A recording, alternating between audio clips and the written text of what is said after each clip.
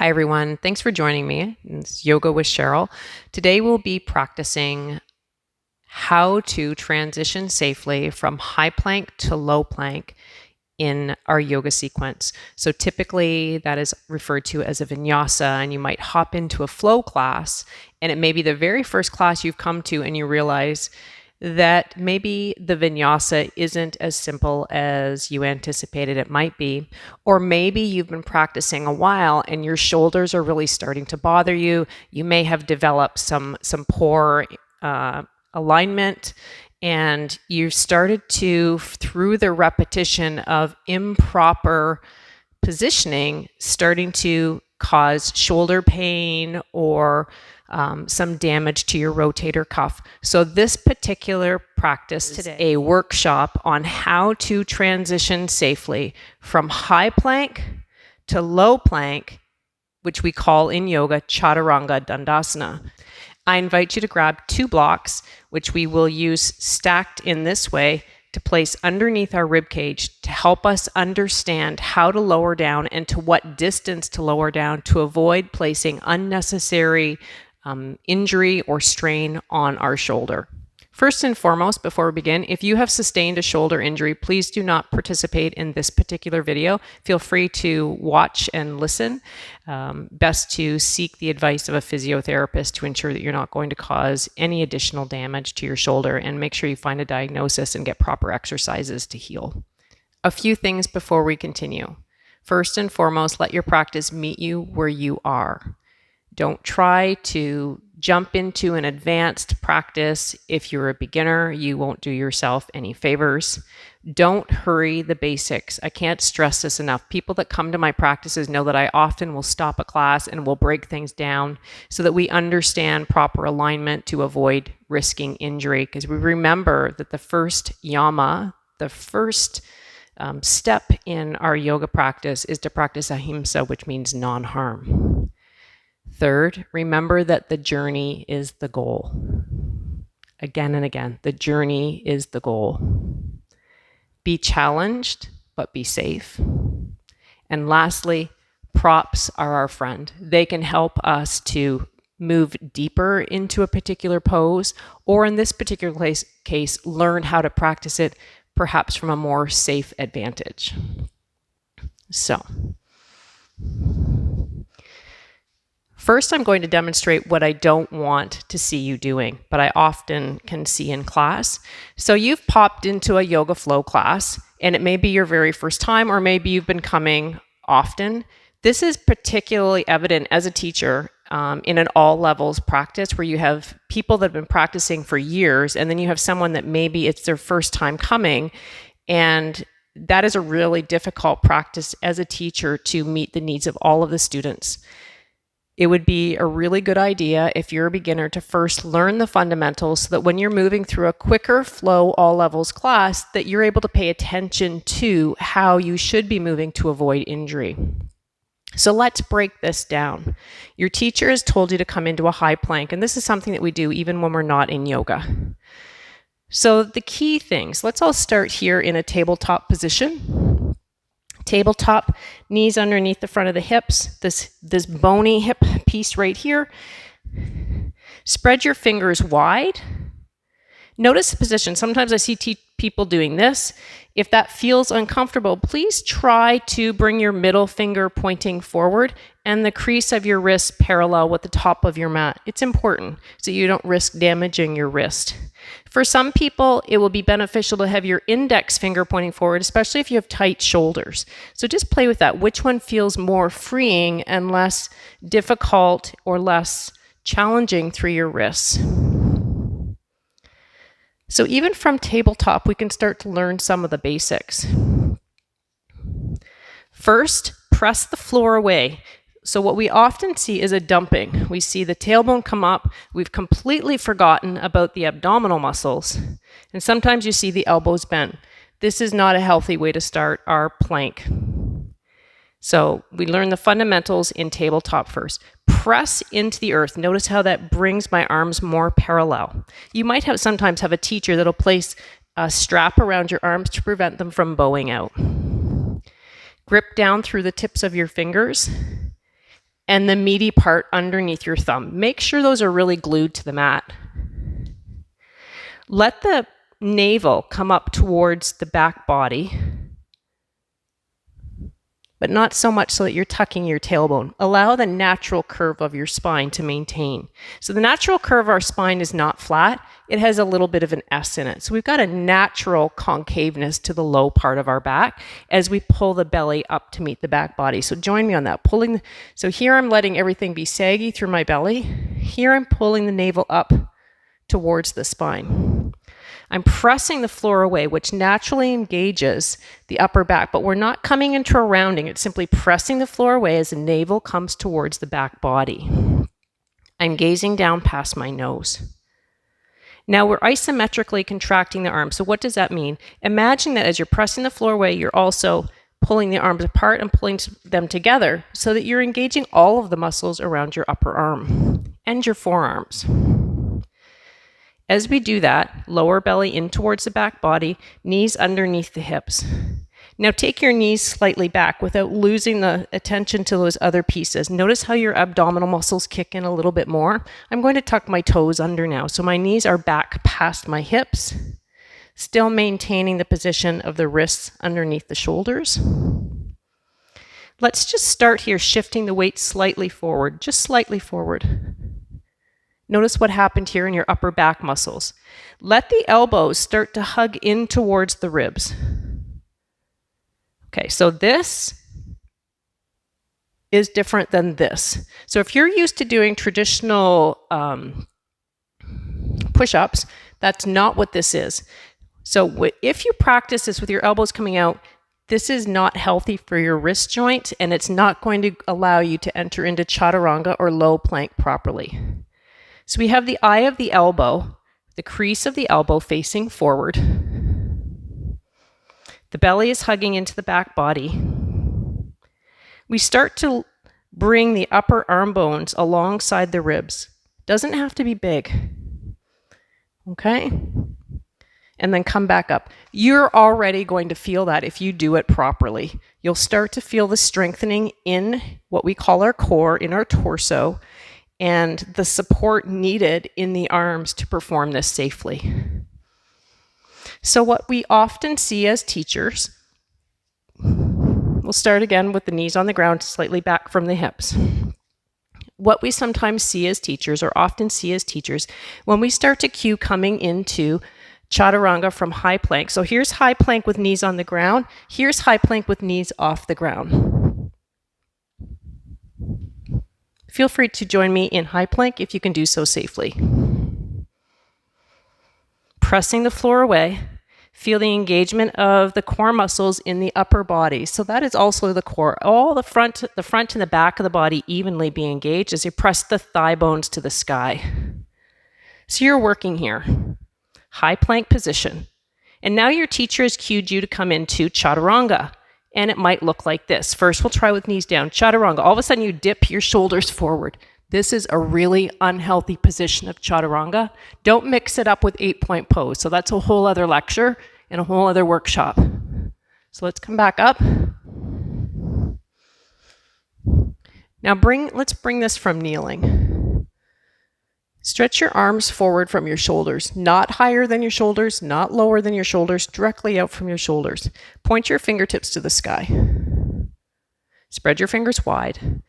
If you cannot do this from this position, it'll be really difficult and maybe damaging to your wrists from a plank position. So we can learn to practice this against the wall. And this would be an ideal opportunity when I'm working with people privately. Let's assume that you have the ability to come into this position with your wrists, right? Arms directly forward, parallel. So imagine that the floor is beneath us.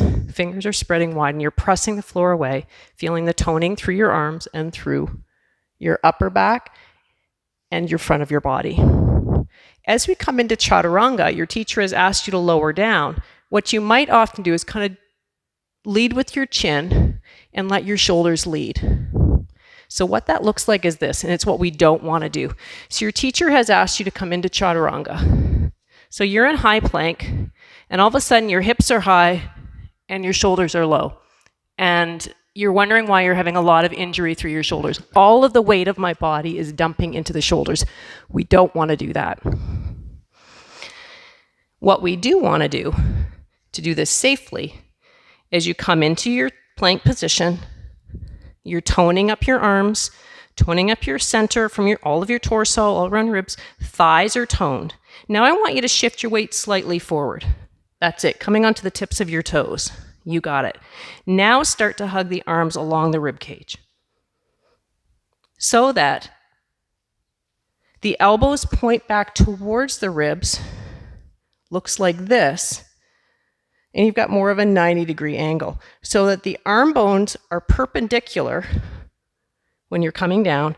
The arm bones are perpendicular, which means vertical from the floor, and the lower arm bones are perpendicular, vertical, and the upper arm bones are parallel. The hips are never higher than the shoulders. The shoulders are never lower than the hips. Really important. And that's why if we use the blocks, we can help to avoid that misalignment.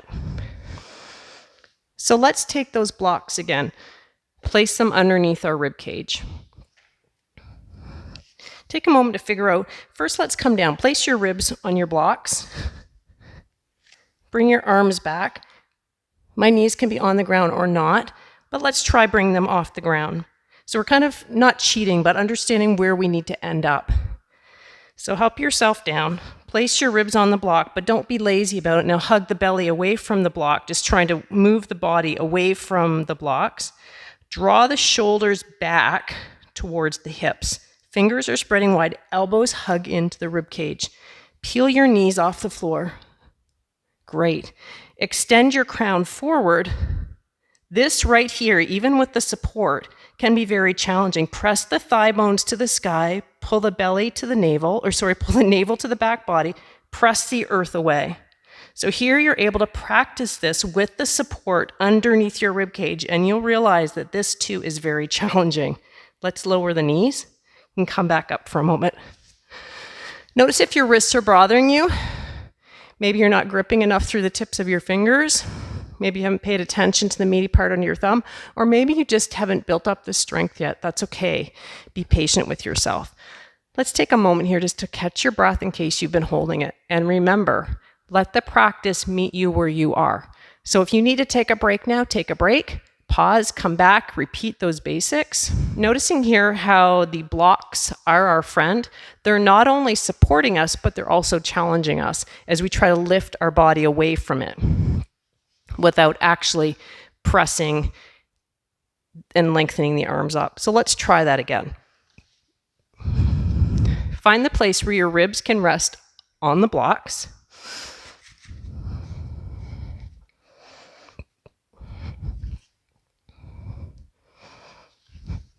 So the lower part of my rib cage, sliding those hands back. So notice that my belly is pulling into the back body. The wrists right now are past the shoulders. We'll get to that in a minute. Draw the shoulders back. So they're plugging back into the hips. Now lengthen your legs. So the blocks are doing a lot of the work here. You're reaching through your crown. You're pulling your quadriceps up to meet your hamstrings. And notice that my shoulders are not lower than my hips. Okay? Now let's see if we can lower from high plank to low plank, known as chaturanga, keeping all of that in mind. So see if I can just get a little different angle here.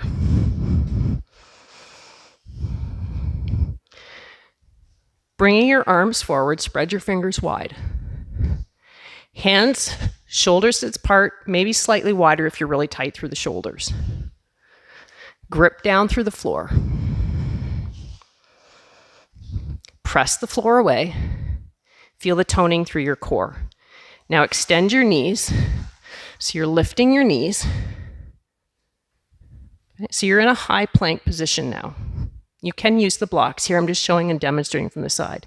So in this high plank position, my torso is toned. We often refer to that as our core.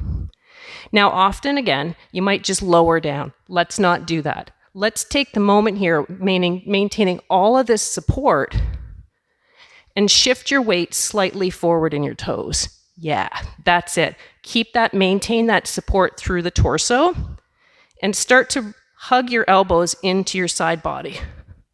So notice here that I'm not dipping my shoulders down past my hips, and now just press back up and come back down onto the knees, come back. You'll notice that in breaking this down, you're going to be strengthening and using those muscles more than you might in a really quick flow class. People that attend my classes realize that I often will slow things down to get more out of it and to make sure that you're checking in and letting the practice meet you where you are and remembering that the journey is the goal.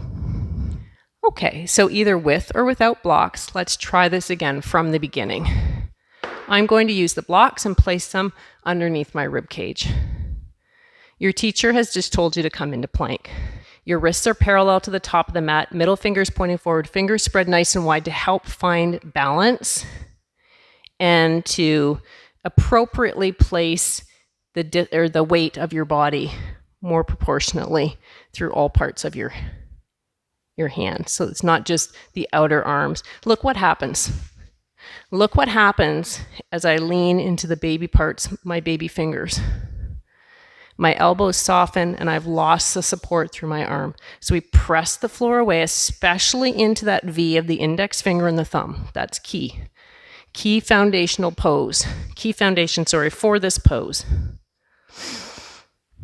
So I'm pressing into the floor, hugging the belly into the back body, peeling my kneecaps off the ground and feeling the strength through my upper body and my lower body. This is not all upper body. Looking down past my nose, feeling myself press into the earth, toning up the torso, shifting the weight slightly forward, and then hugging the arms into the ribs. Now inhale, come forward, and you're in upward facing dog. Tuck the toes, come back, lower your knees, come back into child's pose.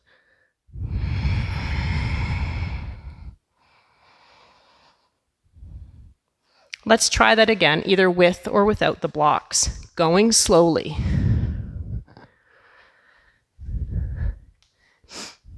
Fingers spread wide. I'm going to sound like a broken record. That's okay. Eventually it'll become second nature. Knees back from the hips. Press into the earth to tone up the arms and to tone up the torso. Look down past your nose. Peel one knee off the floor and then the other. Feel the support of your lower body. Continue hugging the belly into the back body. Continue pressing into the earth with your arms. Now shift your weight slightly forward. Now your shoulders are slightly forward of your wrists. That's okay, we want that. Keep the tone in your lower body as you lower down. This is as far as you come down. You don't let your body, you don't let your torso go past your elbows. So check to see if you do that. See if this is what you do. That's not what we want to do. That's not what we want. The blocks, again, will help you, prevent you from lowering the chest down past the elbows. We don't want the chest to go down past the elbows. One more time, breaking it down. Fingers spread wide, going a little bit faster this time. Pressing into the earth, shoulders over the wrists. Lifting your knees, toning up the upper body and the lower body. Shift your weight forward into your toes. Now let the elbows slide in against the rib cage. And from here, pressing back up and shifting up and back into downward facing dog, Adho Mukha Svanasana. Maybe take your dog for a little bit of a walk. We continue that, maintaining pressing into the earth with the hands and stretching the crown down into the space between the hands. Find your breath.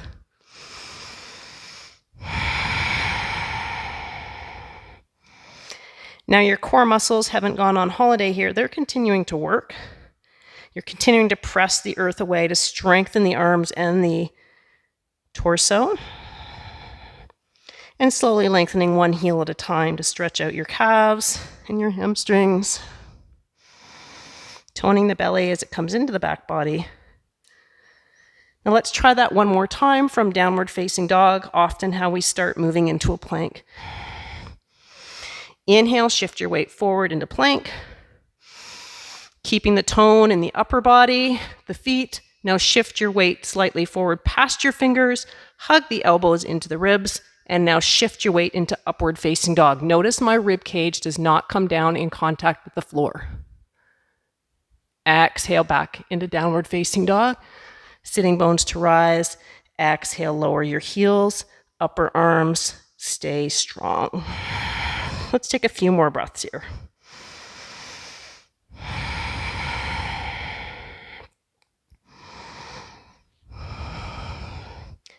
Beautiful, lower your knees to the floor. Maybe come back into child's pose for a couple of breaths. Perhaps releasing your arms alongside your body.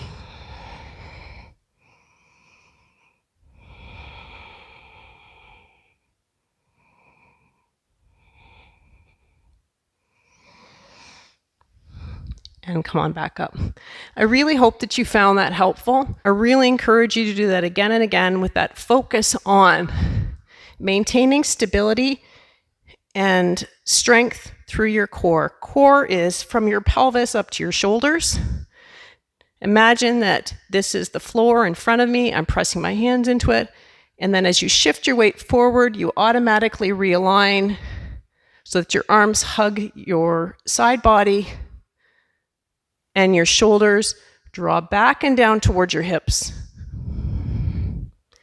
And you're not dropping or collapsing into the chest. This maintains strength, that same strength you had when you're pressing away from the floor. You keep pressing away as you hug the elbows into your side body. It's a challenging pose, and I really encourage you to work on it slowly, consistently, and make sure that you're paying really good attention to that alignment so you're not going to cause injury to your rotator cuff, your shoulder joint. Yes, it's made in a very shallow socket to allow for a lot of mobility, but when it's in a shallow socket allowing for a lot of mobility, it's also at greater risk for injury. So we have to take really good care of it so that we can continue to practice our vinyasa.